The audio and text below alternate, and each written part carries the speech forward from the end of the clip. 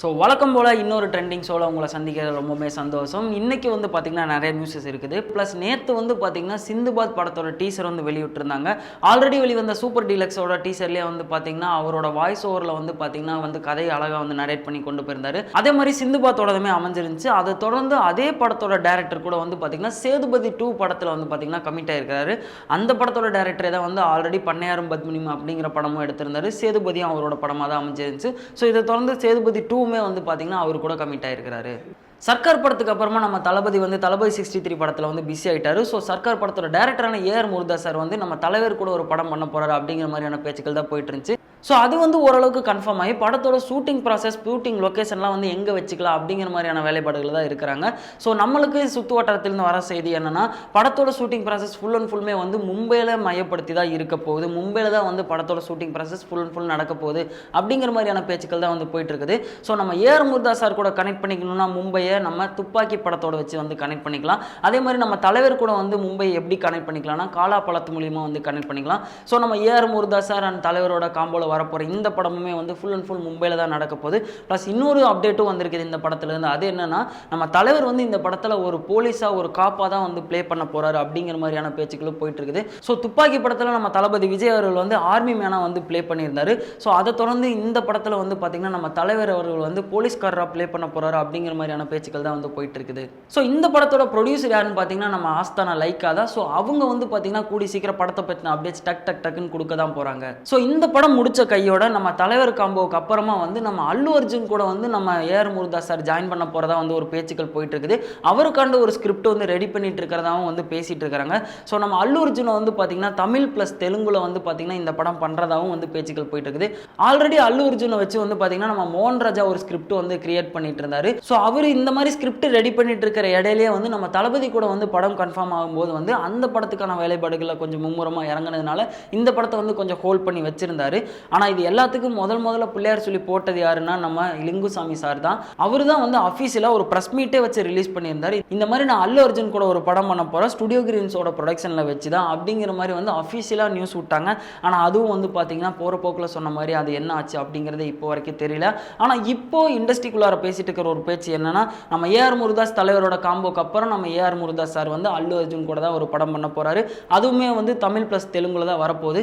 கிட்டத்தட்ட ஸ்பைடர் படத்தோட வந்து மேட்ச் பண்ணிக்கிற மாதிரி இருக்குன்னா கூட பார்த்துக்கங்களேன். பொதுவாக நிறைய பேர் நிறைய வீடியோ போடும்போது 90s கிட்ஸ் அப்படின்னு சொல்லி தான் வந்து பேசுவாங்க. ஆனால் இந்த இதில் வந்து பார்த்தீங்கன்னா ஒரு 80s கிட்ஸ்க்கான நியூஸ் கூட இருக்குது. So 80s kids plus 90s kids எல்லாருமே வந்து வீட்டில் நைட்டு விளையாடி முடிச்சக்கப்புறமா ஓடி ஆடி எல்லாம் பண்ணி முடிச்சுட்டு ஓஞ்சு போய் வீட்டில் உட்காரும்போது வந்து அம்மா சாப்பாடை தட்டில் போடும்போது நைட்டு 9:30 to 10 வந்து பார்த்தீங்கன்னா டிவியில் ஓடுற எல்லா வீட்லேயும் மேக்ஸிமம் ஓடுற சீரியல் என்னென்னா, சன் டிவியில் வர அண்ணாமலையாக இருக்கும், இல்லை சித்தியாக இருக்கும், இல்லை வாணிராணியாக இருக்கும். இது மாதிரி ரேடான் குடும்பத்தோடு வந்து பார்த்தீங்கன்னா நம்மளை கனெக்ட் பண்ணிக்கலாம் அப்படின்னு கூட சொல்லலாம். ஸோ அந்த குடும்பத்தில் வந்து பார்த்தீங்கன்னா ஒரு பழுது ஏற்பட்டுருச்சு அப்படின்னு கூட சொல்லலாம்.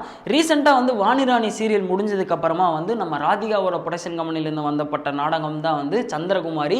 இந்த நாடகம் வந்து பார்த்தீங்கன்னா மக்களிடையே ஒரு மிகப்பெரிய வரவேற்பு பெற்றுட்டு இருந்தாலுமே வந்து இதுக்கு முன்னாடி போன சீரியல் அளவுக்கு வந்து இந்த சீரியலை வந்து யாருமே வந்து கனெக்ட் பண்ணிக்காதனால ஸோ இந்த சீரியலை வந்து பார்த்தீங்கன்னா 6:30 அப்படிங்கிற டைமுக்கு வந்து மாற்றிட்டாங்க. ஸோ 6:30 to 7 தான் நீங்கள் இனிமேல் வந்து ரேடான் குடும்பம், அதாவது ராதிகா குடும்பத்திலிருந்து வர அந்த சந்திரகுமாரி அப்படிங்கிற சீரியலை வந்து பார்க்க முடியும். அதுக்கு பதிலாக 9 o'clock வந்துட்டு இருந்த லட்சுமி ஸ்டோர்ஸ் அப்படிங்கிற சீரியலை வந்து 9:30 to 10 o'clock வந்து ஸ்லாட்டை தூக்கி மாற்றி போட்டாங்க.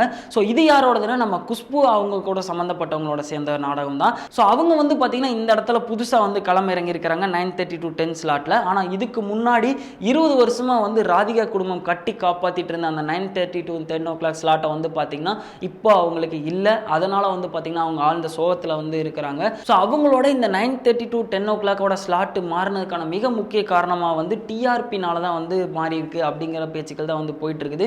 ஸோ இதனால வந்து பார்த்தீங்கன்னா அந்த சேனலுக்கும் அவங்களுக்கும் உள்ளார பல தர்ம சங்கடமான பேச்சுக்கள் போயிட்டு இருக்குது, பல மனஸ்தாபங்கள் வந்து ஓடிட்டு இருக்குது. இன்னும் சொல்லப்போனால் இதனால வந்து பார்த்தீங்கன்னா அவங்க அந்த சேனல் விட்டு வேற சேனல் கூட போகலாம் அப்படிங்கிற மாதிரியான முடிவில் இருக்கிறதாவும் வந்து பேச்சுக்கள் வந்துட்டு இருக்குது. ஸோ அது எந்த அளவுக்கு உண்மை அப்படிங்கிறது கொஞ்சம் வெயிட் பண்ணி இருந்து தான் பார்க்கணும்.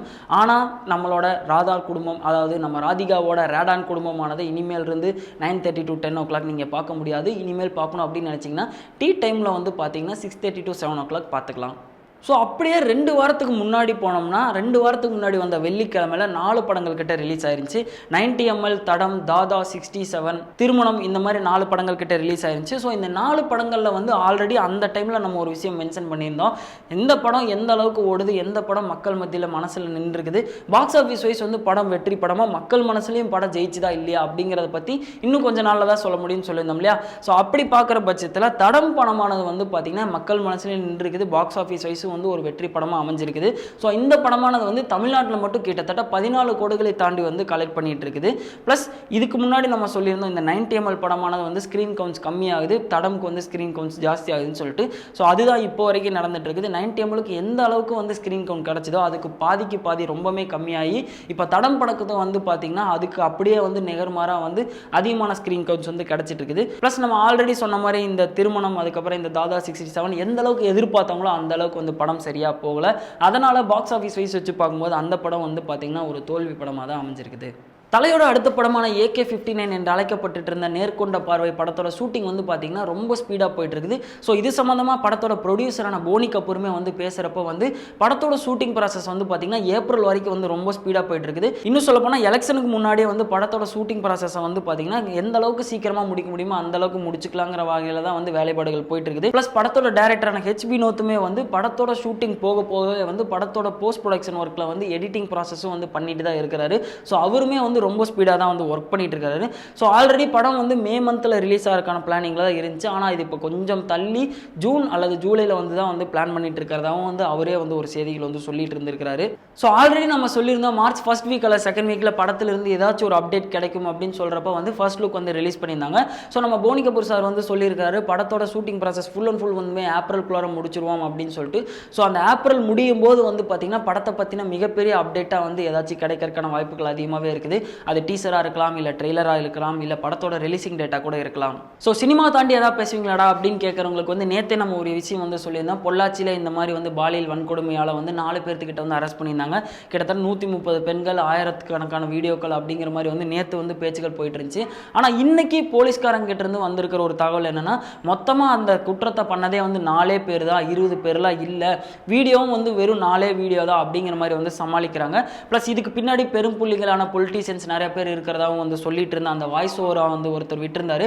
அதில் அவரே வந்து மென்ஷன் பண்ணியிருந்தாரு, இந்த மாதிரி வந்து நிறைய பேர்த்தோட லீலைகளை வெளியே கொண்டு வரணும், அதுக்கு எனக்கு எதிர்க்கட்சி சப்போர்ட் வேணும், வக்கீலோட சப்போர்ட் வேணும், ப்ளஸ் நம்ம ஜட்ஜோட சப்போர்ட்டும் வேணும், அப்போ தான் வந்து நான் எல்லாத்தையுமே வந்து வெளியே சொல்ல முடியும் அப்படின்னு வந்து அவர் சொல்லிட்டு இருந்தாரு. ப்ளஸ் இந்த விஷயத்தில் வந்து புதுசாக வந்து ஒரு டேரக்டர் வந்து குரல் கொடுத்துருந்தாரு. அது வந்து பார்த்தீங்கன்னா ரொம்பவே வந்து வைரலாக போச்சுன்னு கூட சொல்லலாம். யாருன்னா வந்து நம்ம டேரக்டர் கருப்பாளனி அப்பன் தான் வந்து ஒரு விஷயம் சொல்லியிருந்தாரு, பெண்களை கட்டுக்காப்போட வளர்க்கணும், பெண்களை வந்து இந்த மாதிரி தான் நீ இருக்கணும், இப்படியெல்லாம் தான் இருக்கணும்னு சொல்லி இந்த ரூல்ஸ் எல்லாம் வந்து அவங்களுக்கு சொல்லி கொடுத்துட்டு இருந்த டைமில் பின்னாடி திரும்பி பார்க்காம விட்டுட்டோம். பின்னாடி திரும்பி பார்த்தா நம்ம எந்த அளவுக்கு பெண்களை வந்து இது பண்ணமோ அதுக்கு அப்படியே ஆப்போசிட்டாக தான் வந்து பசங்க வந்து வளர்ந்து நிற்கிறாங்க.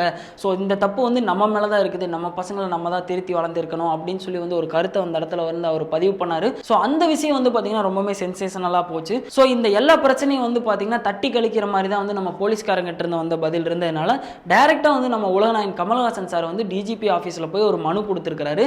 இந்த மாதிரி வந்து நீங்கள் விசாரணை நடத்துறதெல்லாம் வந்து பார்த்தீங்கன்னா இதெல்லாம் தட்டி கழிக்கிற மாதிரி தான் இருக்குது. ஸோ அவங்களுக்கு என்ன தண்டனையோ அந்த தண்டனையை வந்து நீங்கள் தக்க நடவடிக்கையோட வந்து எடுத்து கொடுக்கணும் அப்படின்னு சொல்லி வந்து கோரிக்கையை முன் வச்சிருக்கிறாரு. ஸோ இந்த விஷயம் வந்து பார்த்தீங்கன்னா லெட்டர் கொடுத்து விடுறதோ இல்லை அவங்களோட PA போகிறதோ இல்லாமல் அவரே நேரடியாக இறங்கி வந்து பார்த்தீங்கன்னா இந்த விஷயம் பண்ணியிருக்கிறாரு. ஆனால் அவங்க 4 பேர்த்துக்குமே வந்து பார்த்தீங்கன்னா இப்போ குண்டர் சட்டத்துக்கு கீழே வந்து ஒரு சட்டம் போட்டு அதுக்கான வேலைப்பாடுகளை தான் போயிட்டு இருக்காங்க. ப்ளஸ் அவங்கள விசாரணை நடத்துறதுனா இன்னும் மறுபடியும் கூட கூப்பிட்டு விசாரணை தான் நடத்துவோம். ஆனால் இப்போதைக்கு எதுவுமே பண்ணலை. ப்ளஸ் அந்த இதில் மெயினாக இருந்த திருநாவுக்கரசு அப்படிங்கிறவர் வந்து பெயிலுக்கு அப்பீல் பண்ணியிருந்தாரு. உனக்கு பெயிலாம் கொடுக்க முடியாது அப்படின்னு சொல்லி செவில் அடிச்சு வந்து பார்த்தீங்கன்னா திரும்ப அவரை உள்ள தள்ளி விட்டாங்க. ஸோ இப்போ வரைக்குமே வந்து போலீஸ்காரங்கிட்ட இருந்து வந்துட்டு இருக்க ஒரே ஒரு பதில் என்னன்னா 4 பேர் தான், மிச்சம் யாருமே கிடையாது அப்படின்னு சொல்லி வந்து சமாளிச்சுட்டு தான் இருக்கிறாங்க. ஸோ இந்த நியூஸோட அப்படியே கமெண்ட் செக்ஷனுக்குள்ள எட்டி குச்சோம்னா வந்து ராஜு அப்படிங்கிறவர் என்ன கேட்டிருக்காருன்னா முனி 4 எப்போ ரிலீஸ் ஆகும் அப்படின்னு சொல்லி கேட்குறாரு. அது முனி 4 காஞ்சனா 3 அப்படிங்கிறது கொஞ்சம் அவருக்கு சற்றுமே வந்து பதட்டத்தில் இருப்பாருன்னு நினைக்கிறேன். ஆனால் அது காஞ்சனா 3 தான். அது வந்து பார்த்தீங்கன்னா ஏப்ரல் 19 வந்து ரிலீஸ் பண்ணுறதுக்கான வேலைப்பாடுகள்லாம் இருக்கிறாங்க. ஸோ அவங்களே அஃபீஷியலாக வந்து பார்த்தீங்கன்னா ஒரு போஸ்டரும் ரிலீஸ் பண்ணியிருந்தாங்க, ஏப்ரல் 19 தான் ரிலீஸ் பண்ண போகிறோன்னு. ஸோ நீங்கள் வெயிட் பண்ணிட்டு இருந்தீங்கன்னா April 19 first day first show தேட்டரில் போய் பார்த்து என்ஜாய் பண்ணலாம். ஸோ அடுத்த கமெண்ட்டை எட்டி பார்க்கும்போது வந்து சத்யா அப்படிங்கிறவர் என்ன கேட்டிருக்காருன்னா கேஜிஎஃப் பார்ட் 2 எப்போ வரும் அப்படி சொல்லி கேட்குறாரு.